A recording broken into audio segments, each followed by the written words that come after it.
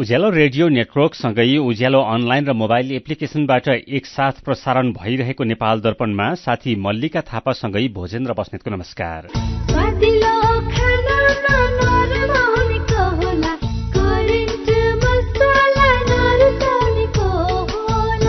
नेपाल दर्पणको साथमा करेन्ट मसला र करेन्ट चिया, स्वादको झट्का। नेपाल दर्पण सुरु गरौं मुख्य खबरका शीर्षकहरूबाट। विमान दुर्घटनामा ज्यान गुमाएका 23 जनाको शव पोखरामै आफन्तलाई बुझाउने तयारी। 46 जनाको शव सरकारले नेपाली सेनाको हेलिकप्टर मार्फत भोलि काठमाडौँ ल्याउने। नागरिक उड्डयन प्राधिकरणले गरेको जाँचमा नेपालका कुनै पनि एटीआर विमानमा त्रुटि भेटिएन। दुर्घटनाको विषयमा अनावश्यक प्रतिक्रिया नदिन निर्देशन। प्राधिकरणका विज्ञप्ति र सूचनालाई मात्र विश्वास गर्न आग्रह। सरकारले अवैध क्रसर बन्द गराएको रिसमा व्यवसायीले ढुङ्गा गिटी बेच्न छाडे। विकास निर्माणका काम प्रभावित। विश्वकै धेरै गरिबी रहेको भारतमा अरबपतिको संख्या भने बढ्दै देशको कुल सम्पत्तिको 40% हिस्सा 1% धनी मानिससँग। र प्रधानमन्त्री कप राष्ट्रिय महिला क्रिकेटमा प्रदेश 1 ले लुम्बिनीलाई हरायो। सुदूरपश्चिमसँग गण्डकी पराजित। कृषि, भेटेनरी र इन्जिनियरिङ संकायतर्फ स्नातक तह अध्ययनका लागि नयाँ भर्ना सम्बन्धी नेपाल पोलिटेक्निक इन्स्टिच्युट भरतपुर चितवनको सूचना। विगत 28 वर्षदेखि गुणस्तरीय प्राविधिक शिक्षा प्रदान गर्दै आइरहेको Nepal polytechnic institute NPI Bharatpur चितवनमा शैक्षिक वर्ष 2079 का लागि स्नातक तहमा कृषितर्फ बीएससी एजी र BVSc and AH veterinary doctor साथै इन्जिनियरिङ तर्फ बीई सिभिल र बीई इलेक्ट्रिकल शैक्षिक कार्यक्रममा पुनः प्रवेश परीक्षा हुन गइरहेकाले इच्छुक विद्यार्थीहरूले entrance.pufosd.edu.np मा लगन गरी वा सिधै कलेजमा सम्पर्क राखी फारम भर्न सूचित गरिन्छ। फारम भर्ने अन्तिम मिति माघ 6 गतेसम्म, प्रवेश परीक्षा माघ 14 गते। थप जानकारीका लागि Nepal polytechnic institute NPI Bharatpur Chitwan. Phone number 056-596-617, 421-261, mobile 98-550-60-768, 98-550-60-769। विदेशबाट आइएमई गरेको पैसा सिधै तपाईको मोबाइलमा लिन मिल्छ। अहिलेको अवस्थामा बाहिर गएर पैसा निकाल्न त्यति सजिलो छैन। त्यसैले आफ्नो मोबाइल निकाल्नुहोस्, आइएमई पे डाउनलोड गर्नुहोस् अनि घर बसी बसी आफ्नो रकम प्राप्त गर्नुहोस्। विदेशबाट आइएमई गरेको रकम प्राप्त गर्न आफ्नो मोबाइल फोनमा आइएमई पे डाउनलोड गर्नुहोस्। अब आइएमई गरौँ, आइएमई पे मा प्राप्त गरौँ सजिलै। नेपाल दर्पणमा अब खबरको सिलसिला। पोखरामा हिजो भएको यति एयरलाइन्सको विमान दुर्घटनामा ज्यान गुमाएका 69 जना मध्ये 23 जनाको शव पोखरामै आफन्तलाई बुझाउने भएको छ। पोखरामै शव बुझाइने 23 जनाको शवको परीक्षण गर्न थालेको पोखरा स्वास्थ्य विज्ञान प्रतिष्ठानले जनाएको छ। परीक्षण सकिएका शव पोखरामा मृतकका आफन्तलाई बुझाउन शुरू गरेको पनि प्रतिष्ठानले जनाएको छ। बाँकी शनाखत भइसकेका 18 जना र शनाखत हुन बाँकी 28 जना गरी 46 जनाको शव नेपाली सेनाको हेलिकप्टर मार्फत काठमाडौँ ल्याउने नेपाल नागरिक उड्डयन प्राधिकरण जनाएको छ। शव लिनको लागि नेपाली सेनाको हेलिकप्टर पोखरा पुगिसकेको छ। कास्कीका सहायक प्रमुख जिल्ला अधिकारी अनिल कुमार शाहीले आज अबेर भएकोले भोलि बिहान 9 बजे शव काठमाडौँ पठाइने जानकारी दिनुभयो। नेपाली सेना, सशस्त्र प्रहरी बल र नेपाली सेनाको टोलीले थप 3 जनाको शव खोजी गरिरहेको छ। आज पानीभित्रबाट 1 जनाको शव निकालिएको र बाँकी 3 जनाको शव खोज्नको लागि गोताखोर टोली सहित नेपाल प्रहरीका 2 वटा कुकुर समेत परिचालन गरेको जिल्ला प्रहरी कार्यालय कास्कीले जनाएको छ। यसैबीच दुर्घटना स्थलबाट संकलन भएको ब्ल्याक बक्स बुझेसँगै जाँचबुझ आयोगले काम थालेको छ। आज फेला परेको उडानका विवरण र ककपिटमा भएका संवाद रेकर्ड हुने ब्ल्याक बक्स बुझेर आयोगले काम शुरू गरेको हो। हिजो बसेको मन्त्री परिषद बैठकले पूर्व सचिव नगेन्द्र प्रसाद घिमिरेको संयोजकत्वमा जाँचबुझ आयोग गठन गरेको थियो। 5 सदस्यीय समितिलाई 45 दिनभित्र दुर्घटनाको कारण र आउँदा दिनमा यस्ता दुर्घटना हुन नदिनका लागि सुझावहरू पेश गर्न भनिएको छ। पोखरामा विमान दुर्घटनामा परि निधन हुनेहरूको चिर शान्तिको कामना गर्दै cabin crew association of Nepal एयरलाइन्सले दीप प्रज्वलन गरेको छ। काठमाडौँको नागरिक उड्डयन प्राधिकरण अगाडि दीप प्रज्वलन गरेको एसोसिएशनले जनाएको छ। यसैबीच होटल संघ पोखराले नेपालको हवाई क्षेत्र सुरक्षित, भरपर्दो र व्यवस्थित बनाउन आग्रह गरेको छ। यति एयरलाइन्सको जहाज दुर्घटना भएकोमा संघको तर्फबाट अध्यक्ष लक्ष्मण सुवेदीले विज्ञप्ति निकालेर नेपाली हवाई क्षेत्रलाई सुरक्षित, भरपर्दो र व्यवस्थित बनाउन नेपाल सरकार, नागरिक उड्डयन प्राधिकरण र विमान कम्पनीलाई गम्भीर बढ्न आग्रह गर्नुभएको हो। यसैबीच नेपाल नागरिक उड्डयन प्राधिकरणले विमान दुर्घटनाको विषयलाई लिएर अनावश्यक नबोल्न निर्देशन दिएको छ। प्राधिकरणले स्वतन्त्र र निष्पक्ष छानबिनको लागि नेपाल सरकारले जाँच समिति गठन गरिसकेको भन्दै विमान दुर्घटना सम्बन्धी घटनालाई जोडेर कुनै पनि व्यक्ति, संस्था, सम्बन्धित निकाय र पूर्व कर्मचारीहरूलाई नबोल्न निर्देशन दिएको हो। छानबिन समितिले यसको स्वतन्त्र र निष्पक्ष अनुसन्धान गरेर रिपोर्ट बाहिर ल्याउने भन्दै घटनाका विषयमा अड्कल अनुमान गर्नु वाञ्छनीय नहुने नेपाल नागरिक उड्डयन प्राधिकरणका प्रवक्ता जगन्नाथ निरौलाले बताउनुभयो। उहाँले नेपाल नागरिक उड्डयन प्राधिकरणले प्रकाशन गरेको प्रेस विज्ञप्ति र प्राधिकरणका बहालवाला आधिकारिक व्यक्तिबाट प्रसारित सूचना र समाचार बाहेक अरूलाई विश्वास नगर्न तथा प्राधिकरणका सत्य तथ्य सूचनाहरू जानकारीमा राख्न आग्रह गर्नुभयो। उहाँले सामाजिक सञ्जालमा विमानभित्रबाटै लाइभ गरेको भनेर भ्रम छर्न अर्कै भिडियो प्रचार गरिरहेको भन्दै त्यसमा सत्यता नरहेको स्पष्ट पार्नुभयो। यसैबीच नेपाल नागरिक उड्डयन प्राधिकरणले नेपालमा उड्ने सबै एटीआर जहाजको प्राविधिक जाँच गर्दा कुनै त्रुटि नरहेको जनाएको छ। प्राधिकरणले विज्ञप्ति निकालेर पोखरामा हिजो भएको यति एयरलाइन्सको विमान दुर्घटना लगत्तै नेपालमा सञ्चालित सबै एटीआर 42 र एटीआर 72 जहाजको विस्तृत प्राविधिक परीक्षण गरेको र परीक्षणका क्रममा कुनै पनि त्रुटि नभेटिएको जानकारी गराएको हो।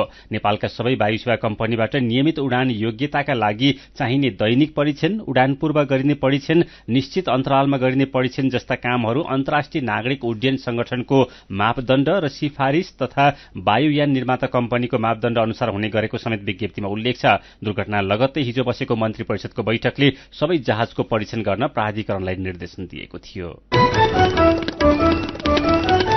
जुम्लामा जीप दुर्घटना हुँदा 1 जनाको ज्यान गएको छ, अरू 14 जना घाइते भएका छन्। जुम्ला सदरमुकामबाट पाताराशीको लासीका लागि छुटेको G1J 4035 नम्बरको जीप कोटभेरमा दुर्घटनामा परेको हो। दुर्घटनामा पाताराशी गाउँपालिका 1 का छोदेन लामाको ज्यान गएको जिल्ला प्रहरी कार्यालयका निमित्त प्रमुख तथा प्रहरी नायब निरीक्षक यम बहादुर बुढाले बताउनुभयो।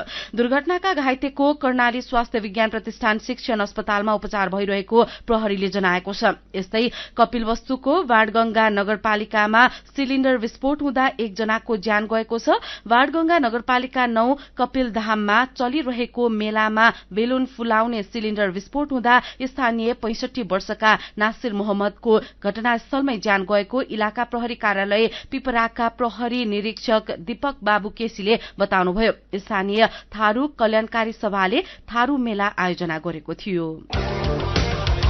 मेरो पनि भन्नु छ। हवाईसँगै सड़क दुर्घटना रोकथामका लागि यहाँहरूले नै दिएका सुझाव र प्रतिक्रियालाई आजको मेरो पनि भन्नु छमा समेटेका छौं। साहित्यकार सुरेश बडालको टिप्पणी छ, आकाश सुरक्षित छैन, सड़क सुरक्षित छैन, कति दुर्घटना भए, कति छानबिन कमिटी बने, रिपोर्ट के आए, के कति नीतिगत र प्राविधिक सुधार भए, केही लेखाजोखा छ कि जीव ज्यान जोगाउने जिम्मा पशुपतिनाथलाई मात्र हो। रामचन्द्र भट्ट लेख्नुहुन्छ, दुर्घटना हुन नदिन नीति नियम बनाउने र प्रभावकारी कार्यान्वयन गर्नुपर्ने हो। अनि आकाशमा उड्ने जहाज मात्र होइन, धरतीमा गुड्ने बस, माइक्रोबस, ट्रक, जीपको प्राविधिक जाँच र सुरक्षामा ध्यान दिनुपर्छ। देवसजन सुनारले लेख्नु भएको छ, राज्यले हवाई दुर्घटनामा परेर ज्यान गुमाएकाको शोकमा सार्वजनिक विदा दियो। यसरी वर्षेनी दुर्घटना हुँदा शोक विदा दिने कि प्राविधिक रूपले खराब भएका विमान वा गाड़ीको परीक्षण गरी मर्मत गर्ने, काम नलाग्नेलाई हटाई प्राविधिक जाँचलाई कडाई गरी कार्यान्वयन गरे फेरि शोक मनाउन विदा दिनु पर्दैन थियो कि? उषा पौडेलको प्रतिक्रिया छ, यस्तो दुर्घटना रोकथामका लागि नियमित सुरक्षा जाँचका साथै अनुगमन गरिरहनुपर्छ। पुराना थोत्रा भएका साधनलाई चलाउन तुरुन्तै रोक लगाउनुपर्छ।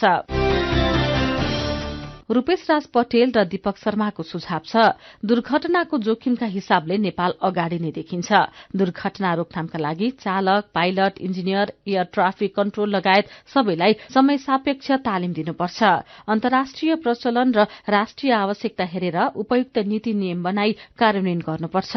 यात्राको दौरान पालना गर्नुपर्ने सुरक्षाको मापदण्डमा ध्यान दिनुपर्छ। सरकारले शोक विदा दिनुभन्दा सम्बन्धित निकायसँग समन्वय गरेर हरेक यात्रुको सुरक्षा सुनिश्चित गर्नुपर्दछ। दुर्घटनापछि छानबिन समिति बनाएर केही दिनको चर्चापछि चटक्कै बिर्सने प्रवृत्तिको अन्त्य हुनुपर्छ र दोषीलाई कार्यवाही हुनुपर्छ। अनि भीम कुँवरले लेख्नु भएको छ कमिशनको चक्करमा प्राविधिक त्रुटिलाई पनि खेलाँची गर्दै स्वीकृति दिनेलाई कार्यवाही गर्नुपर्छ। विचारका लागि तपाईलाई धन्यवाद। मेरो पनि भन्नु छ मेरो पनि भन्नु छ प्रस्तुत गर्दै हुनुहुन्थ्यो साथी दिपा तिमल सिन्हा। सीधा कुरा प्रश्न विचार यो हो उज्यालो रेडियो नेटवर्क नेपाल दर्पणमा जाडोमा तापिने आगोका कारण हुन सक्ने जोखिम बारेको कुराकानीसँगै खबरको सिलसिला बाँकी नै छ, सुन्दै गर्नुहोला। एचआईभीका बारेमा खुलेर कुरा गरौं। एचआईभी खराब आचरणको नतिजा नभई असावधानीको परिणाम हो, तसर्थ यसबाट बच्न असुरक्षित यौन सम्पर्क नराखौं। अन्य व्यक्तिले प्रयोग गरेका धारिला औजार जस्तै छुरी, दारी काट्ने ब्लेड प्रयोग नगरौं र रगत चढाउनु पर्ने अवस्था भएमा परीक्षण गरेको रगत मात्र चढाउँ। संक्रमित भइसकेकालाई समयमै उपचारमा लगौं र अकालमै हुन सक्ने मृत्युबाट जोगाउँ। समयमै उपचार गर्नाले संक्रमित गर्भवती महिलाले पनि स्वस्थ बच्चा जन्माउन सक्छिन्। Nepal youth foundation 12+ Lumbini plus र मकवानपुर महिला समूह। खुशी कसरी खुशी हुन्छ जब बने छैन कोही आफ्नो भन्दैमा आफ्नो हुन सम्पर्कमा बस्या खै। सम्पर्कका लागि बलियो आधार नेपाल टेलिकम हो राष्ट्रकै सञ्चार। सम्पर्कको आधार राष्ट्रको सञ्चार नेपाल टेलिकम राष्ट्रको सञ्चार। नेपाल टेलिकम राष्ट्रको सञ्चार। उज्यालो रेडियो नेटवर्कबाट प्रसारण भइरहेको नेपाल दर्पणमा तपाईंलाई फेरि स्वागत छ। यतिन्जेल हामीले विमान दुर्घटनामा ज्यान गुमाएका 23 जनाको शव पोखरामै आफन्तलाई बुझाउने तयारी, 46 जनाको शव सरकारले नेपाली सेनाको हेलिकप्टर मार्फत भोलि काठमाडौँ ल्याउने, नागरिक उड्डयन प्राधिकरणले गरेको जाँचमा नेपालका कुनै पनि एटीआर विमानमा त्रुटि भेटिएन लगायतका खबर प्रस्तुत गर्यौं। नेपाल दर्पणमा अब बाँकी खबर। मन्त्री परिषदलाई पूर्णता दिने विषयमा निर्णय गर्न सत्ता साझेदारहरूको बैठक बसिरहेको छ। प्रधानमन्त्री निवास बालवाटारमा बसिरहेको बैठकमा प्रधानमन्त्री तथा माओवादी केन्द्रका अध्यक्ष पुष्पकमल दाहाल प्रचण्ड, एमालेका अध्यक्ष केपी शर्मा ओली, राष्ट्रिय स्वतन्त्र पार्टीका अध्यक्ष तथा उपप्रधान तथा गृहमन्त्री रवि लामिछाने, राप्रपाका अध्यक्ष राजेन्द्र लिङदेन, जसपाका अध्यक्ष उपेन्द्र यादव लगायत सहभागी हुनुहुन्छ। बैठकले मन्त्रालयको बाँडफाँड र सभामुखको चुनाव लगायतका विषयमा निर्णय गर्ने एक नेताले जानकारी दिएका छन्। लुम्बिनी प्रदेशको सभामुखमा नेकपा माओवादी केन्द्रका तुलाराम घरती निर्विरोध निर्वाचित हुनुभएको छ। प्रदेश सभा सचिवालयमा उम्मेद्वारी दर्ता गर्ने समयसम्ममा सभामुखमा उहाँको मात्र उम्मेद्वारी दर्ता भएको प्रदेश सभा सचिवालयले जनाएको छ। उपसभामुखमा भने 3 जनाको उम्मेद्वारी दर्ता भएको छ। उपसभामुखमा राप्रपाबाट मेनुका खान केसी, कांग्रेसका विश्वप्रेम पाठक र नागरिक उन्मुक्ति पार्टीकी निर्मला देवी चौधरीको उम्मेद्वारी दर्ता भएको हो। उपसभामुखको चुनाव भोलि हुनेछ। सत्तापक्षीय गठबन्धनमा लुम्बिनी प्रदेशमा मुख्यमन्त्री एमाले, सभामुख माओवादी र उपसभामुख राप्रपाले लिने गरी सहमति भएको थियो। 87 सदस्यीय प्रदेश सभामा नागरिक उन्मुक्ति बाहेक पनि सत्तापक्षीय गठबन्धनमा 51 जना सांसद रहेका छन्। यसैबीच बागमती प्रदेश सभाको उपसभामुखमा नेकपा एमालेकी अप्सरा चापागाई निर्वाचित हुनुभएको छ। उहाँले नेकपा एमाले, नेकपा माओवादी केन्द्र, राप्रपा र हाम्रो नेपाली पार्टीका सांसदहरूको गरी 61 मत प्राप्त गर्नुभयो। उहाँको विपक्षमा 39 सांसदले मतदान गरे भने 7 जना तटस्थ रहेका छन्। मतदानमा 108 जना सांसद भने उपस्थित थिए। यसैबीच बागमती प्रदेशका मुख्यमन्त्री शालिग्राम जमकटेलले भोलि सदनबाट विश्वासको मत लिँदै हुनुहुन्छ। यस्तै गण्डकी प्रदेशको उपसभामुखमा बीना थापा निर्वाचित हुनुभएको छ। सत्तारूढ़ गठबन्धनबाट नेकपा एमाले उम्मेद्वार थापाले 32 मत प्राप्त गरी निर्वाचित हुनुभएको प्रदेश सभा सचिवालयले जनाएको छ। प्रतिस्पर्धी नेपाली कांग्रेसकी उम्मेद्वार पार्वती तामाङले 26 मत प्राप्त गर्नुभयो। उपप्रधान तथा गृहमन्त्री रवि लामिछानेले अब प्रहरी नेतृत्वका लागि कुनै शक्ति केन्द्रमा धाउनु नपर्ने दावी गर्नुभएको छ। सिंहदरबारमा आज प्रदेश प्रहरी प्रमुखका रूपमा सरुवा भएका प्रहरी नायब महानिरीक्षक डीआईजीसँगको भेटमा गृहमन्त्री लामिछानेले प्रहरीको कार्यकुशलता, कार्यसम्पादन तथा तोकिएको जिम्मेवारीमा कस्तो भूमिका निर्वाह भएको छ त्यसैको आधारमा नेतृत्व चयन हुने बताउनुभयो। उहाँले सरुवा भएका प्रदेश प्रमुखले आफ्नो जिम्मेवारी उच्च मनोबल का साथ निभाउने अपेक्षा गरेको बताउनुभयो। गृहमन्त्री लामिछानेले कुनै राजनीतिक हस्तक्षेप बिना संगठनले कार्यकुशलता हेरेर जिम्मेवारी हेरफेर गरेको पनि जानकारी दिनुभयो। सरकारले अवैध क्रसर बन्द गराएको रिस फेर्न व्यवसायीहरूले ढुंगा, गिटी र बालुवा बेच्न छाडेपछि विकास निर्माणको काम प्रभावित हुन थालेको छ। गृह मन्त्रालयले पुसको 20 गते सबै जिल्ला प्रशासन कार्यालयहरूलाई पत्र पठाएर अवैध र मापदण्ड विपरीत सञ्चालनमा रहेका क्रसर उद्योग बन्द गराउन पत्र पठाएको थियो। गृह मन्त्रालयले अवैध क्रसर बन्द गराउन पत्रचार गरेको रिसमा वैध रूपले सञ्चालनमा रहेका क्रसर उद्योगीले पनि ढुंगा, गिटी र बालुवा नबेच्दा ठूला विकास निर्माणका काम नै प्रभावित हुन थालेका छन्। प्रारम्भिक तथ्याङ्क अनुसार सञ्चालनमा रहेका आधाभन्दा धेरै क्रसरले दर्ता नवीकरण नगरेको, आवश्यक कागजात कार्यालयमा नराखेको, मापदण्ड विपरीत उत्खनन गरेको पाइएको गृह मन्त्रालयका एक अधिकारीले बताएका छन्। अवैध क्रसर बन्द गराउन खोज्दा सबै मिलेर सरकारलाई अप्ठ्यारोमा पार्ने षड्यन्त्र भइरहेको पनि मन्त्रालय स्रोतको भनाइ छ। यसै पनि काममा ढिलाइ गर्दै आएका विकास निर्माणका ठेकेदारले अहिले ढुंगा, गिटी, बालुवा नपाएको बहाना थप्न थालेका छन्। पूर्व पश्चिम राजमार्गको नारायणगढ बुटौल सड़क विस्तार, नागढुंगा मोगलिन सड़क विस्तार, नागढुंगा नौबिसी सड़क, विभिन्न जलविद्युत आयोजनादेखि स्थानीय ठेकेदारले समेत ढुंगा, गिटीको अभाव भएको भन्दै काम रोक्न थालेका छन्। सड़क विभागका महानिर्देशक अर्जुन जङ थापाले अहिले विभिन्न आयोजनाले ढुंगा, गिटीको अभाव भइरहेको गुनासो गर्न थालेको बताउनुभयो। उहाँले सरकारले वातावरण संरक्षण र विकास निर्माणका कामलाई समन्वय नगरेमा ठूलो समस्या आउन सक्ने चिन्ता रहेको पनि बताउनुभयो। देशभर चिसो उच्च छ, जनजीवन प्रभावित बनेको छ। उच्च पहाड़ तथा हिमाली क्षेत्रमा हिमपात भएको छ। चिसोबाट जोगिन आवश्यक सुरक्षा तथा स्वास्थ्य सावधानी अपनाउन मौसमविद र स्वास्थ्य मन्त्रालयको समेत आग्रह छ। यो बेला कतिपय ठाउँमा चिसो छल्न आगो बाल्ने वा ताप्ने गरिन्छ। घर बाहिर दाउरा, घुरपराल तथा कोठाभित्र कोइला, हिटर लगायतको प्रयोग गरी न्यानो पार्ने गरिन्छ। तर यसबाट जोखिम पनि उत्तिकै हुन्छ। न्यानोका लागि बालिने र तापिने आगोबाट के कस्तो जोखिम हुन सक्छ भनेर साथी मदन पौड्यालले राष्ट्रिय विपद जोखिम न्यूनीकरण तथा व्यवस्थापन प्राधिकरणका प्रवक्ता डाक्टर डिजन भट्टराईलाई सोध्नु भएको छ। जाडोको कारणले आगलागी आगो ताप्ने क्रममा चाहिँ कतिपय महिलाहरूको चाहिँ साडीको छेउमा आगो लाग्ने, जसले गर्दाखेरि त्यो बलेको थाहा नहुने र मान्छेहरू पछाडि चाहिँ आगो नै लागेर मृत्यु हुने एउटा जोखिम देखिन्छ। दोस्रो कुरा भनेको चाहिँ सँगसँगै आफ्नो घरमा पनि आगलागी हुन सक्ने जोखिम देखिन्छ। तेस्रो कुरा भनेको चाहिँ न्यानो बनाउने गरी बन्द कोठामा आगो लाउँदाखेरि चाहिँ अब त्यहाँ अक्सिजनको अभाव हुन गई मान्छेहरू त्यतिकै अचेत हुने, बेहोस हुने, मृत्युसम्म हुन सक्ने घटना पनि हुन सक्छन्। यसरी हेर्दा आगलागीको जोखिम र अक्सिजनको अभावमा मृत्यु हुने जोखिम।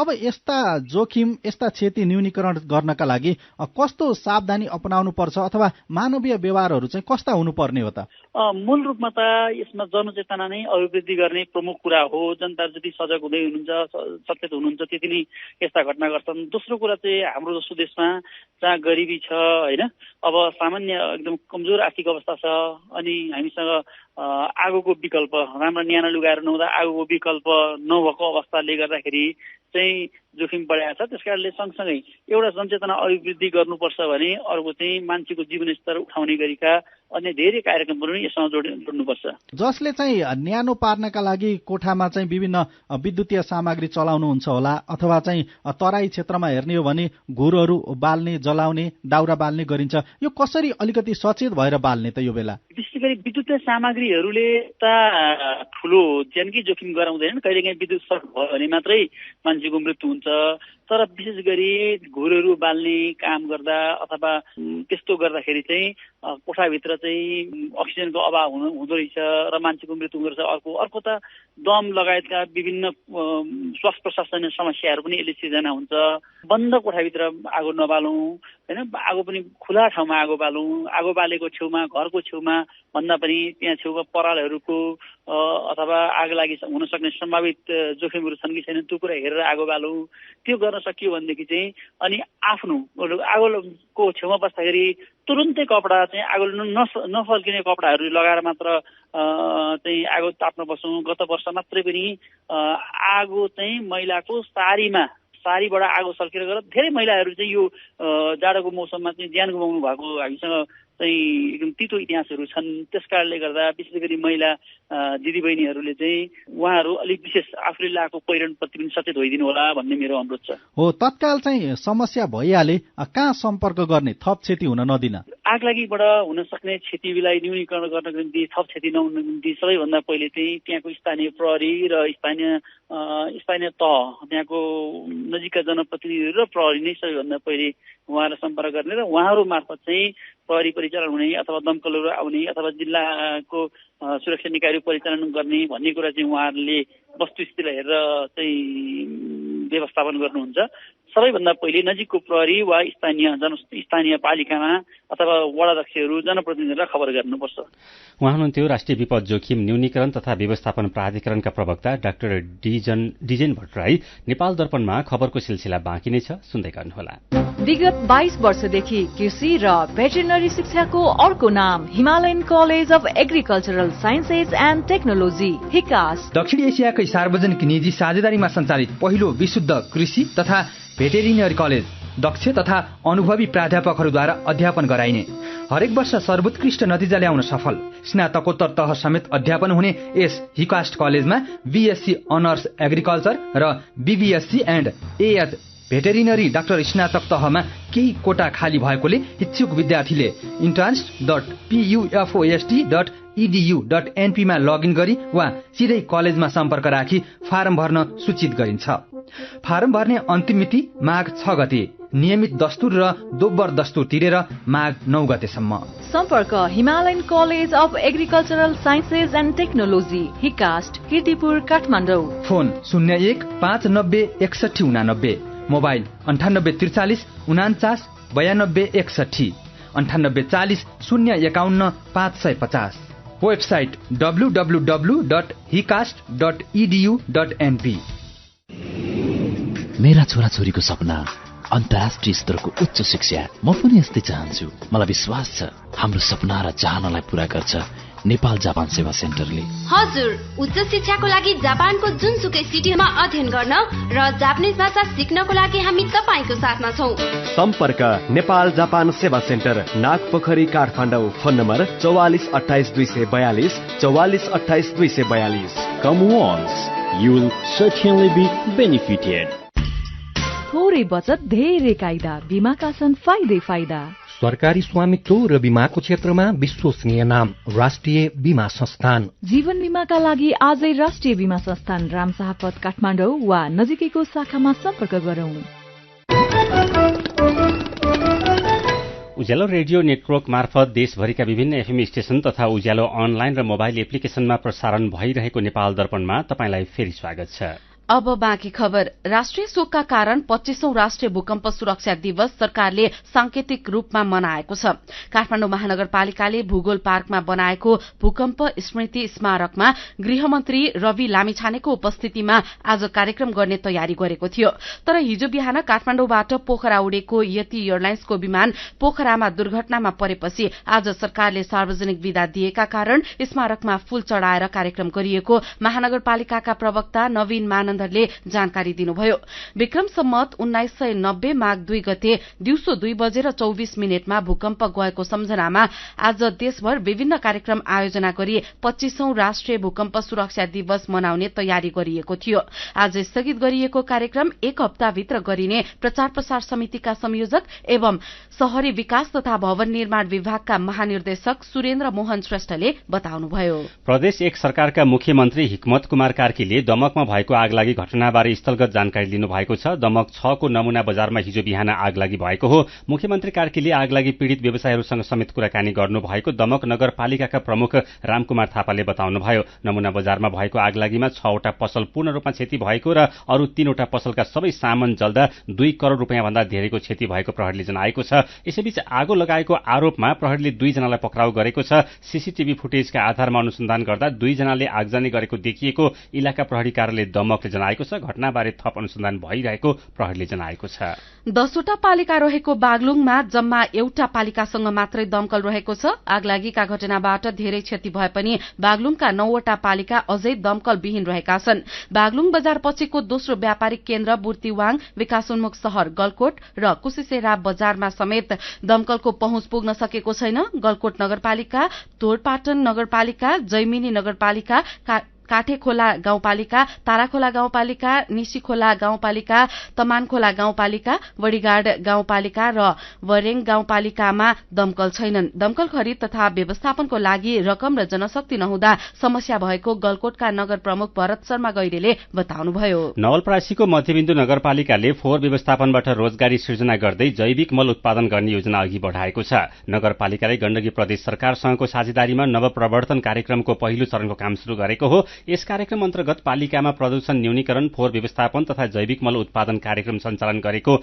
नगरपालिकाका प्रमुख प्रशासकीय अधिकृत ज्ञानु प्रसाद पनेरूले जानकारी दिनुभयो। घरबाट निस्कने कुहिने फोहोर, सड़क छेउछाउका झाडी, वनका पात पतिङ्गर, बढ़ी भएको घाँस पराल जोखेर किलोका दरले पालिकाले खरिद गर्नेछ। यस्ता वस्तुबाट मल बनाई बिक्री गर्ने नगरपालिकाको लक्ष्य छ। खोटाङमा विद्यालयबाट घर फर्कने क्रममा बेपत्ता भएकी किशोरी मृत भेटिएकी छिन्। हलिसी तुवाचुङ नगरपालिका 7 महादेव स्थान काभ्रेकी 17 वर्षीय रञ्जिता दाहाल हिजो बिहान घर नजिकै खन्युको फेदमा मृत फेला परेकी हुन्। अस्ति आइतबार दिउँसो घर फर्कने क्रममा सम्पर्कविहीन बनेकी बालिकाको शव खन्युको फेदमा पासो चुडिएर खसेको जस्तो अवस्थामा फेला परेको जिल्ला प्रहरी कार्यालयले जनाएको छ।